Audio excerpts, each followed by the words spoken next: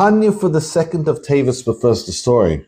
Reb Sholom of Belz, the first Belz Rebbe, built his famous Shul, and there are many stories surrounding building the Shul. The Shul was magnificent. It was tremendous. It was in the city of Belz, and it was destroyed by the Nazis. But until then, it was a tremendous and incredible Shul.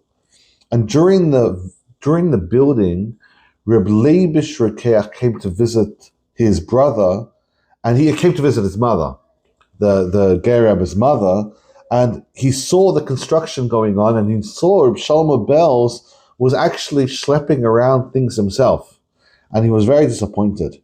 And he wanted to correct his brother. And he told his brother like this, don't you know what the Chachamim, what the rabbis teach? That once a person's appointed to a leader of a community, it's forbidden for that person to do menial tasks in public. You can't just be schlepping things around. You're a Rebbe. You're a public figure now. So why are you doing the opposite? Why are you schlepping things around?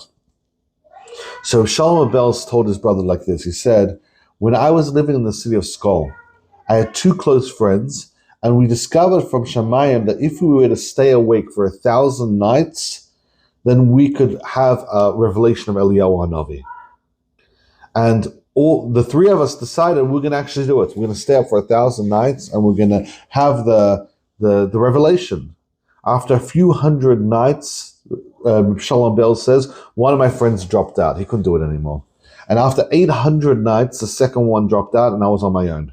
And he said for 1,000 nights, he stayed awake and he learned Torah. He was on his own. And the final night, it was a massive storm, and the shul, the lights of the shul, the candles were all blown out, the windows were all smashed, and it was a violent wind. And Reb Sholom of Belz understood that in heaven they were trying to stop him from. They wanted to stop him from staying, and he went to the Amarim, the holy ark at the front of the shul, and he started crying, and he begged Hashem to let him be able to do it. And suddenly an old man showed up, and an old man began to learn Torah with him. And he said, the last thing that I learned together with him was the laws of a shul. There are special laws of a shul. I learned those laws. So now, Reb Sholom Belz tells to his brother, now we're actually building a shul, and you want me to not be a part of this? He said, if I had the strength, I would build the whole shul myself, from the foundations to the top, so the rafters at the top of the shul. Hashem knows I don't have the strength to do that, but at least whatever I'm able to actually do, I'll actually do. What's interesting about the shul is that Sholom of Belz wrote that when he picked the spot for the shul, he made a calculation. Again, he was able to see things that regular people weren't able to see. That from the spot of the shul all the way to Yerushalayim, there was no idol worshipping houses, nothing in the way, no tomb in the way, directly from his shul all the way to Yerushalayim. The Tanya right now is starting chapter 6. So far in the Tanya, we started off with the questions and we started talking about the animalistic soul. The Alter Rebbe dealt with the animalistic soul for half a chapter, and then the Alter Rebbe from chapter 2 through to chapter 6 till now has been talking all about the godly soul, talking about the anatomy of the godly soul, the elements of the godly soul, the garments of the godly soul, and describing them in great detail, and also talking about how the godly soul interacts, especially with mitzvahs. And then in last chapter, how it's even greater when it interacts with Torah, and especially when a person's dealing with the understanding of Torah, how a person's mind and entire self deal with Torah. We also spoke about the fact that the garments are even higher than the soul itself. And now that we've kind of laid the ground for how the godly soul works, Alter Rebbe is now going to deal with the animalistic soul. Circle back around and continue the discussion. How does the animalistic soul work? But because we laid so much groundwork in regards to the godly soul, the Alter Rebbe starts off chapter 6 saying, this that exists in the godly soul, Hashem also created in the animalistic soul. So we don't have to re-explain much because it's a mirror image. Let's begin. Parak 6, Parak Vav. Hashem created one opposite the other. Just as Hashem created goodness and holiness in this world, is a counter image of it in evil. כי כמו שנפש הלכידס כלולה מאסה ספירס קדושים ומלבשת בשליש לבשים קדושים, ככה נפש וסתר אחר מקליפס נויגה ומלבשת בדם האדם, כלולה מאסה כיסים דמועה ווסה, שהם 7 מידס רייס הבייס מארבי סדס רמנס גרמנאו. So just as there's 10 holy levels, spheres, in the godly soul, and there's 3 holy garments. So you have the Chachma bin Adas, intellectual part of the godly soul. Then you have the emotional part of the soul, Chesed Gvur Tveres Nesecha Yisei Malchus. Then you have the garments of the godly soul, which is the thought, speech, and action. The same thing exists in the actual impurity. In impurity, you have 10 crowns of impurity. You have 10 faculties, which have 7 evil traits, which is kindness of evil, and gevura of evil, and tiferes of evil, etc. And all of these come from the 4 elements. And the intelligence is what gives birth to the evil attributes, and that is 3 levels: the thought, the chachma, the bina, and the das, which are the source of the midah. So what we're seeing is the exact anatomy and the exact breakup, the exact expressions that exist in the godly soul also exist in the animalistic soul as well. Now, why is it that the intelligence is the source of the emotions? This is an idea we already talked about earlier on when talking about the godly soul. And the Alter Rebbe is repeating it, but now explaining it in the context of impurity. Because emotions are commensurate, they are equal, or they're leveled up based on the actual intelligence. Why? You see that practical example Alter Rebbe gives.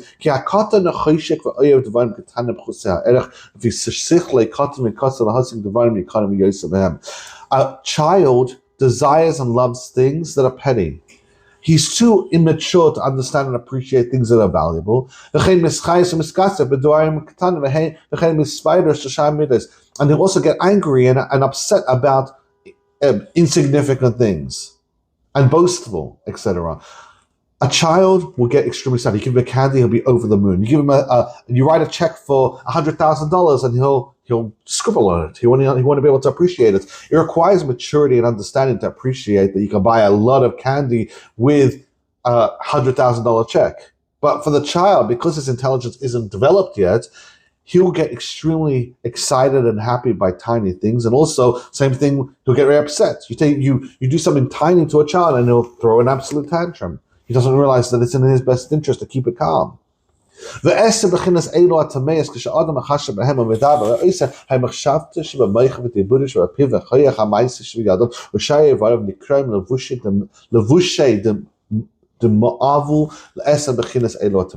same way that the garments express the soul itself, the same thing occurs with the impure soul. The garments are an expression of impurity, and when a person is involved in undesirable thoughts, undesirable speech, undesirable action, he's expressing these. The impure garments are expressing these unclean levels within the animalistic soul. And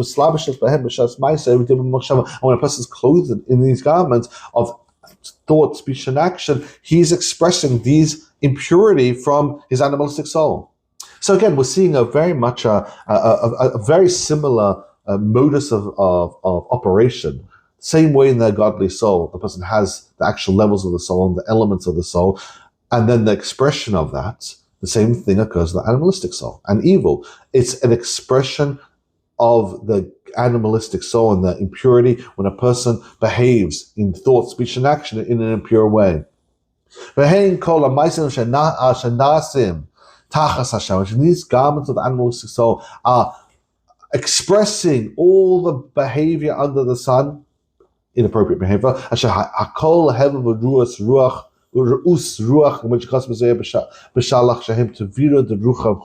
and these are all the vain behavior of the spirit, like it's written in the Zohar, which is called the destruction of the spirit of holiness. And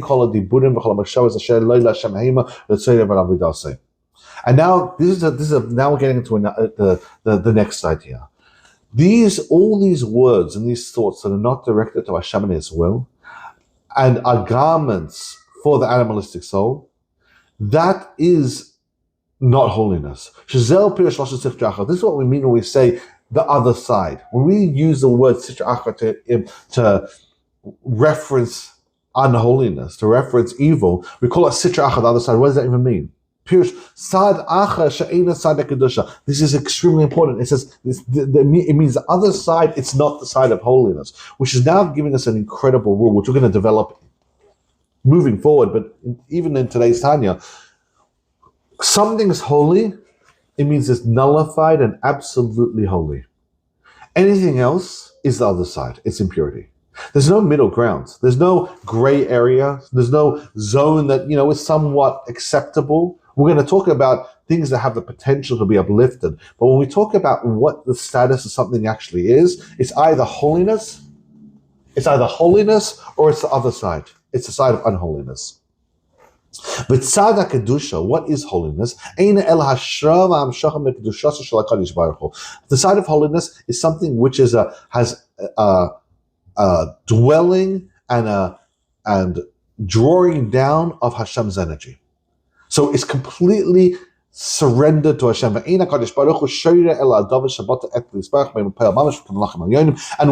we talk about holiness, Hashem's energy can only be surrendered into something which is absolutely nullified to Hashem. Hashem will not just download holy energy into something unless it's absolutely surrendered and nullified to Hashem.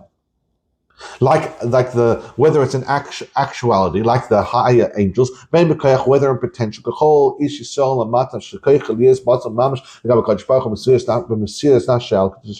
whether it's potential. Every single Jewish person in this world has the ability to completely surrender himself before Hashem by giving up his life for Hashem.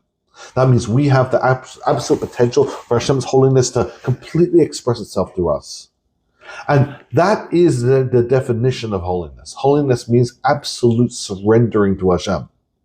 Everything else that isn't absolutely surrendered to Hashem, then it's evil. It's the other side. There's no middle ground. That's why it says that even a single person sitting and learning in Torah, Hashem's divine presence rests on him. And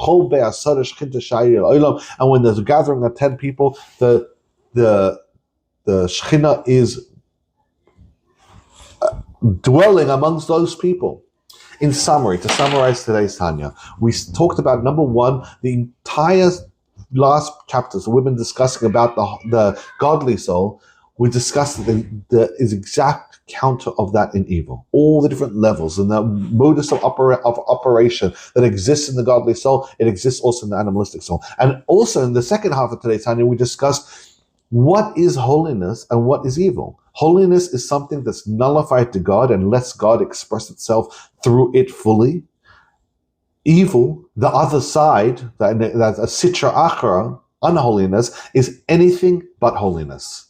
Which means holiness is this tiny little island, absolutely surrendered to Hashem, and unholiness is everything but that. Thank you so much for joining the Tanya. Tanya's Lil Nishmat Svaibel Eliezer ben Binyamin Alevi, Moshe Aaron ben Akayim ben Yosef, ben Emmanuel, Aaron ben Avram, Esther ben Moshe Mordechai, Yitzchak ben David, Shimon ben Peretz, Chosve Basher, Nerezi, Elkach, Svad ben David, ben Achman, Gedaliel Eliel, Moshe ben Avram, Sarah ben Bas, Chaim ben Yamin, Chaim Mushka Bas, Shimon Avram, Fushtem ben Yaakov ben Aaron ben Anfat, and Alap, Kelmas Chaim Shubach ben Yaakov, God Moshe ben Esam, ben Achman ben Neil, Levi, Tzidana, Moshe ben Mina, Yehuda Leib ben Manya, Yosef Ben Shlanasai, the Shul Bakar, Yehuda ben Nifkin, and one else of these Jews, and success all the Jews around the world, especially as an exchange, success all Jews, defend the Jewish people, defend the Jewish people, Pity coming on Mashiach, have a wonderful and very successful day. Thanks so much for joining.